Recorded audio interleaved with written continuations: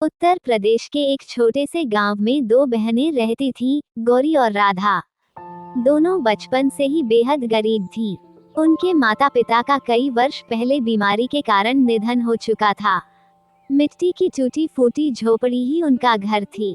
बरसात में छत टपकती और सर्दियों में ठंडी हवा अंदर चली आती। फिर भी दोनों बहनें कभी हिम्मत नहीं हारती थीं। गौरी बड़ी बहन थी। वह समझदार, मेहनती और धैर्यवान थी। राधा छोटी थी। वह चंचल थी, लेकिन दिल की बहुत साफ थी। दोनों एक दूसरे का सहारा थीं। उनके पास न खेत था, न कोई बड़ा सहारा। गांव के लोगों के खेतों में मजदूरी करके ही उनका गुजारा चलता था।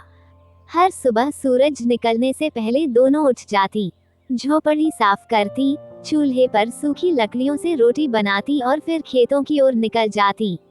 दिन भर कड़ी मेहनत करने के बाद उन्हें इतनी मजदूरी मिलती कि दो वक्त का साधारण भोजन ही मुश्किल से जुट पाता। गांव में कुछ लोग उनकी मेहनत की तारीफ करते, लेकिन कुछ लोग उनका मजाक भी उड़ाते। उस रात तेज बारिश हुई। झोपड़ी की छत से पानी टपकने लगा। दोनों बहनें पूरी रात जागकर बर्तन बदलती रहीं ताकि घर में पानी कम फैले। सुबह हुई तो उन्होंने भगवान के सामने दीपक जलाया और प्रार्थना की, हे प्रभु, हमें धन नहीं चाहिए, बस इतनी ताकत देना कि हम मेहनत से अपना जीवन बदल सकें। उसी दिन गांव के बाहर रहने वाली एक बुजुर्ग दादी अचानक बीमार पड़ गईं।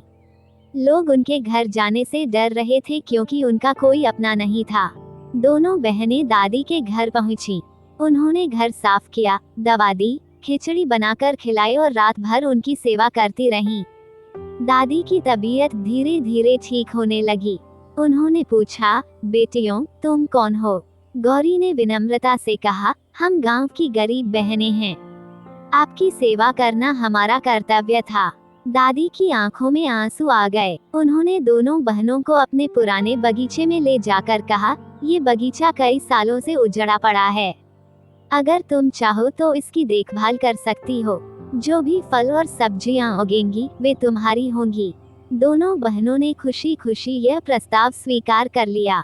अगले ही दिन से उन्होंने पूरे मन से बगीचे की सफाई शुरू कर दी। सूखी झाड़ियां हटाईं, मिट्टी को तैयार किया, पौधे लगाए और रोज सुबह शाम उनकी देखभाल करने लगी। धीरे धीरे बगीचे में हरियाली लौटने लगी। आम, अमरूद, नींबू और सब्जियों के पौधे लहलहाने लगे।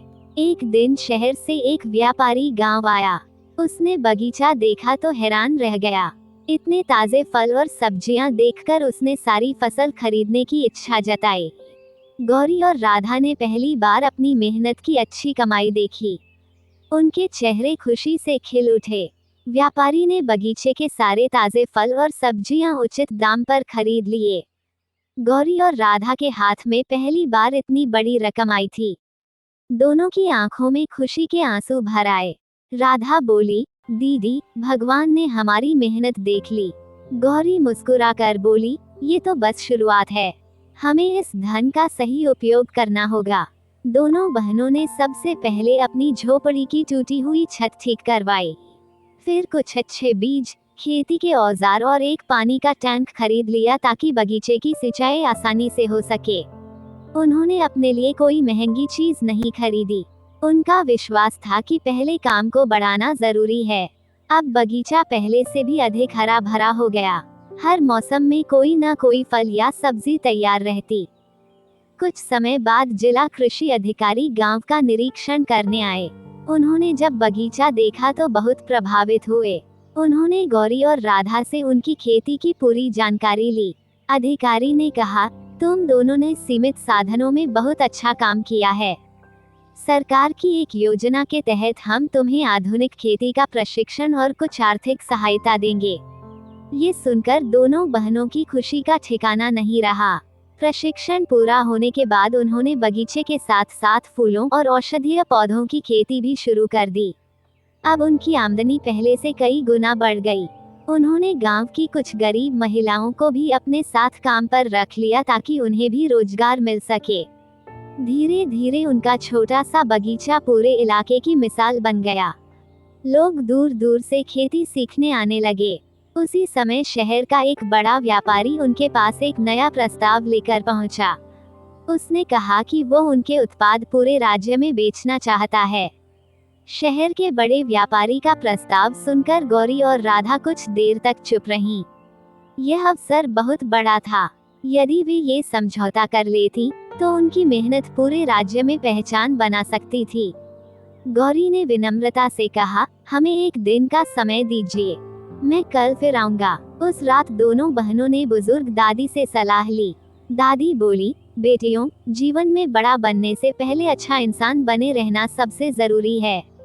ऐसा कोई भी फैसला मत लेना जिससे तुम्हारी ईमानदारी और मेहनत पर आँच आए। दूसरे दिन व्यापारी फिर आया। उसने कहा, मैं तुम्हारे सभी फल और सब्जियां खरीदूंगा, लेकिन एक शर्त है। अब तुम केवल मेरे लिए ही खेती करोगी और मैं जो दाम दूंगा वही मानना होगा। गौरी ने शांत स्वर में कहा, हम आपके साथ काम करना चाहते हैं, लेकिन अपनी मेहनत की कीमत और अपने निर्णय का अधिकार नहीं छोड़ सकते। व्यापारी ने पहले तो मना किया, लेकिन जब उसने देखा कि दोनों बहनें लालच में नहीं आएंगी, तो उसने अपनी शर्त वापस ले ली। उसने मुस्कुराकर कहा, तुम दोनों सचमुच अलग हो। मैं बराबरी के सम्मान के साथ तुम्हारे साथ व्यापार करूंगा। समझौता हो गया। अब उनके बगीचे के फल और सब्जियां शहर के बड़े बाजारों तक पहुंचने लगे। कुछ ही महीनों में उनकी पहचान दूर दूर तक फैल गई। कमाई बढ़ी, लेकिन दोनों बहनों का स्वभाव नहीं बदला।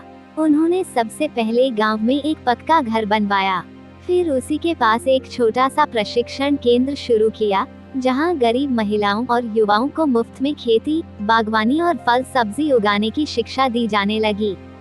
जिस गांव में कभी लोग उनका मजाक उड़ाते थे, वहीं अब लोग उन्हें सम्मान से गौरी दीदी और राधा दीदी कहकर बुलाने लगे। जिस झोपड़ी में कभी बरसात का पानी टपकता था, उसी स्थान पर अब एक सुंदर घर था। लेकिन दोनों बहनों ने उस पुरानी झोपड़ी का एक छोटा हिस्सा यादगार के रूप में सुरक्षित रखा। जब भी कोई उनसे उनकी सफलता का राज पूछता, गौरी मुस्कुरा कर कहती, हमारी किस्मत किसी चमत्कार से नहीं बदली, ये हर दिन की मेहनत, ईमानदारी, धैर्य और दूसरों की सेवा का फल है। अगर इंसान कठिन समय में भी उम्मीद नहीं छोड़ता और अपने कर्म करता रहता है, तो भगवान भी उसकी राह आसान कर देते हैं। समय बीतता गया, लेकिन गौरी और राधा की पहचान केवल अमीर बहनों के रूप में नहीं, बल्कि दयालु, ईमानदार और मेहनती बहनों के रूप में बनी रही। उनकी कहानी यह साबित कर गई कि गरीबी कभी भी इंसान की किस्मत तय नहीं करती। सही सोच, निरंतर परिश्रम, धैर्य और अच्छे कर्म किसी भी जीवन को बदल सकते हैं। मेहनत, ईमानदारी, धैर्य और दूसरों की निस्वार्थ सेवा करने वाला व्यक्ति देर सवेर सफलता अवश्य प्राप्त करता है। सच्ची किस्मत वही बदलती है जो अपने कर्मों से दूसरों के जीवन में भी खुशियां लाता है।